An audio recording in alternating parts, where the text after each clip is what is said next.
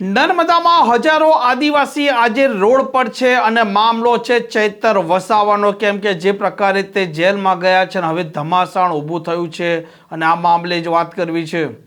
વૈષ્ણવજન તો તેને કહીએ જે પીડ પરાઈ જાનાને રે.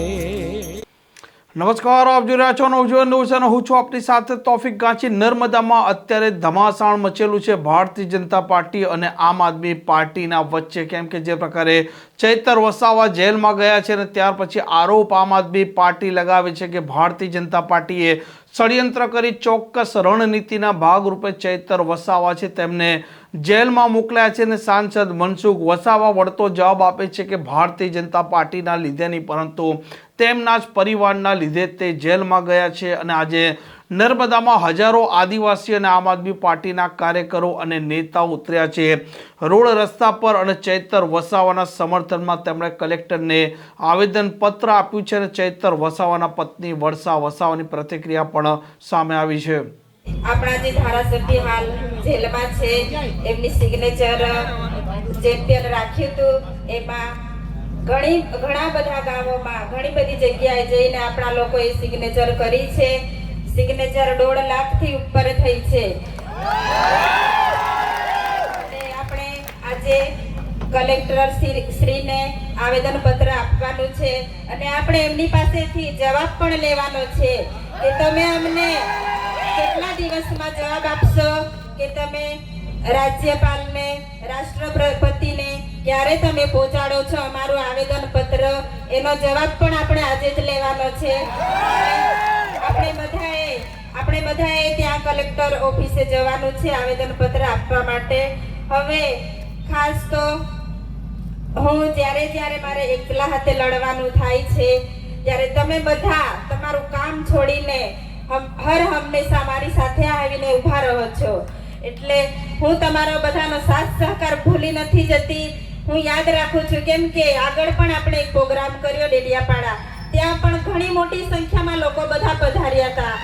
ઘણી દૂરથી લોકો આવ્યા, સમર્થન આપ્યું કે તમે એકલા નથી, અમે બધા તમારી સાથે છો એવું તમે મને કહ્યું. એટલે આજે હું તમારી સામે એકલી નથી, તમે બધા મારી સાથે છો.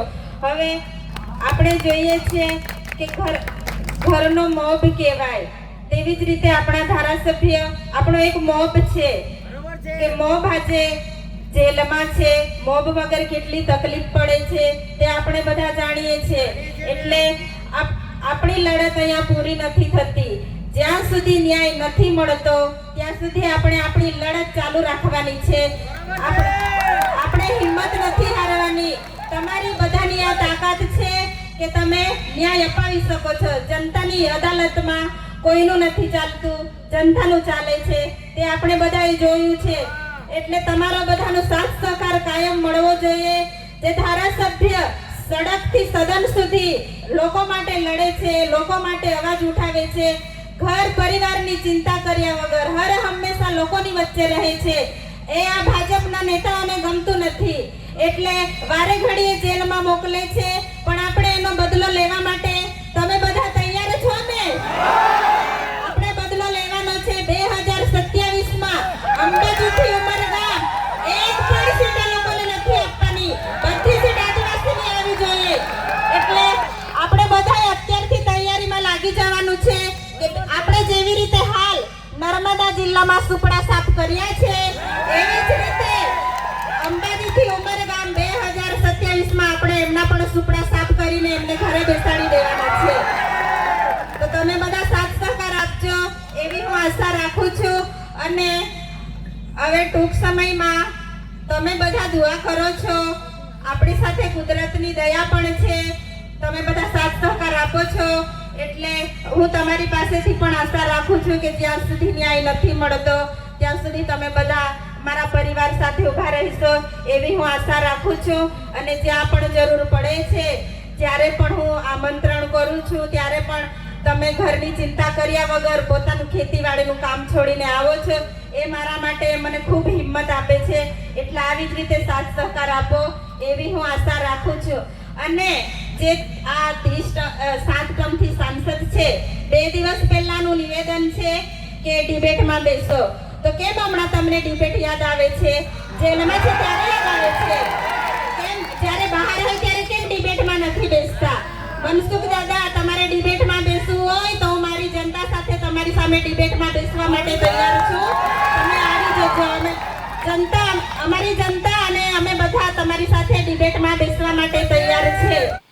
આમ નર્મદામાં અત્યારે જે પ્રકારનું ધમાસાણ છે તેમાં સાંસદ મનસુખ વસાવાની વાત કરો કે પછી ચૈતર વસાવાની વાત કરો, તે બંનેના વચ્ચે ભૂતકાળથી જે પ્રકારે રાજકીય આક્ષેપબાજી ચાલતી હતી ને થોડાક સમય પહેલા પણ સાંસદ મનસુખ વસાવાએ ચૈતર વસાવાને પડકાર ફેંકતા કહ્યું હતું કે તેમણે ડેડિયાપાડામાં કોઈ કામ જ નથી કર્યા અને જો તેમણે કામ કર્યા હોય તો તે જાહેરમાં ડિબેટ કરવા પણ તૈયાર છે. અને વર્ષા વસાવાએ પણ જે પ્રકારે ચૈતર વસાવા છે તેમના જેલવાસને લઈને હજારો આદિવાસી વચ્ચે પણ વાત કરી છે. આ પ્રકારના સમાચાર માટે નવજીવન ન્યૂઝ ચેનલ સાથે જોડાયેલા રહો. નમસ્કાર.